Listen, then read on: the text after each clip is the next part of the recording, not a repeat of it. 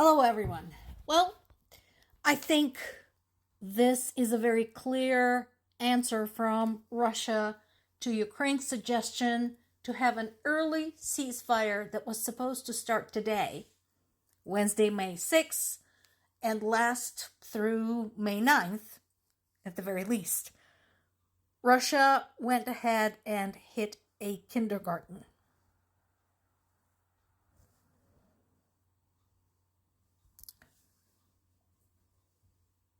And yes, as usual, as you can see, there are photographs, there are reports from the rescue crews, and so on and so forth.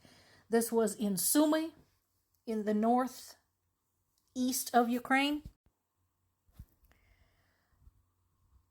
And once again, this is just another series of attacks. We talked about another large round of attacks and air raids on the Dnipro, Zaporizhia, Kramatorsk that killed over 24 people.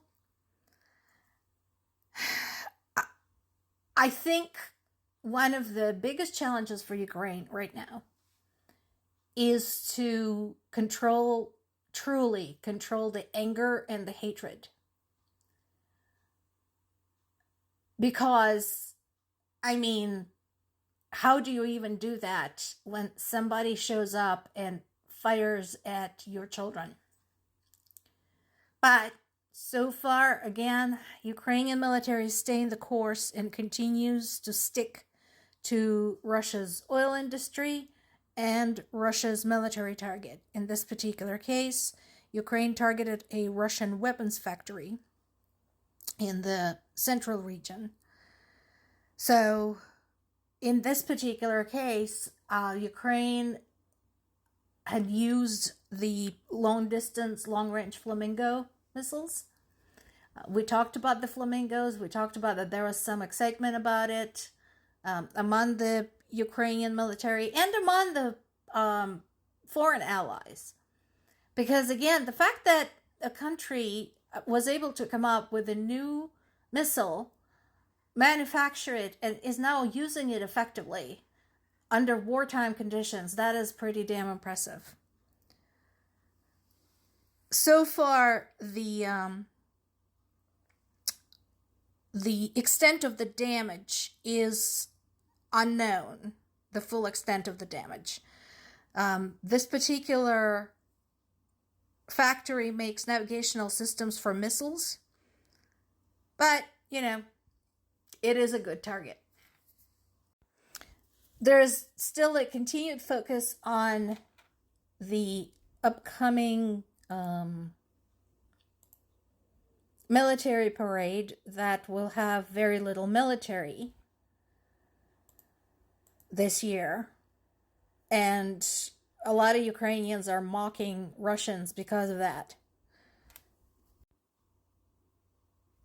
But even as Russia continues carrying out these horrific attacks,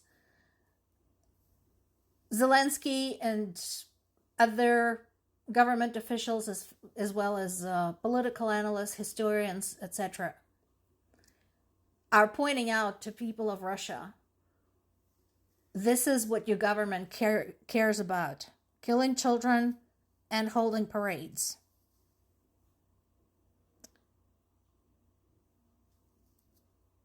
Ukraine's foreign minister, Andriy Sybiha, said, "This shows that Russia rejects peace, and its fake calls for ceasefire on May 9th have nothing to do with diplomacy.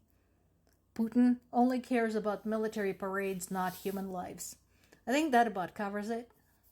Somebody should pass this message along to Trump.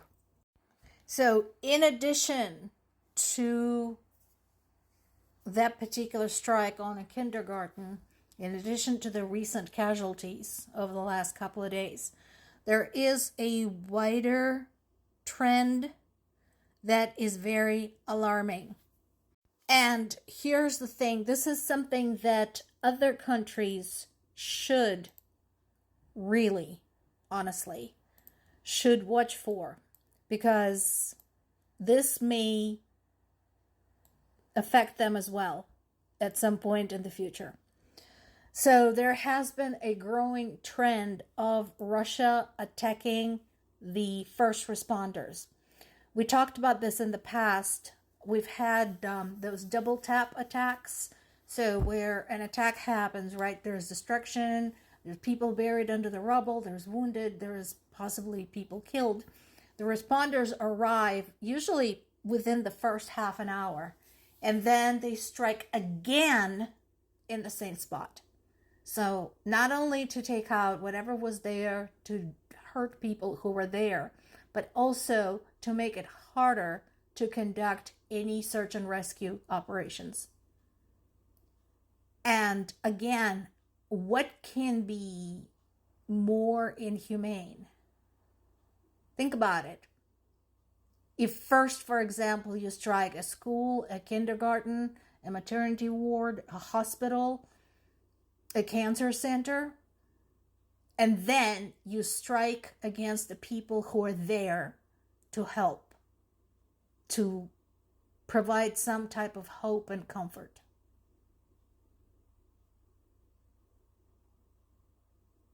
This is what Russia does. This is the so-called Russian world, as they like to boast. And after that, people dare to be surprised and sometimes even outraged about Ukraine's attacks on Russia's military objects and Russia's oil industry.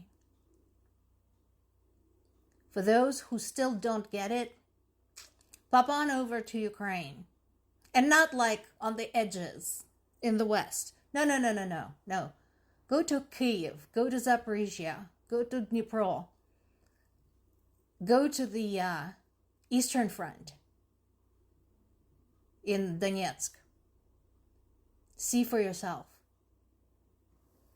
More to come.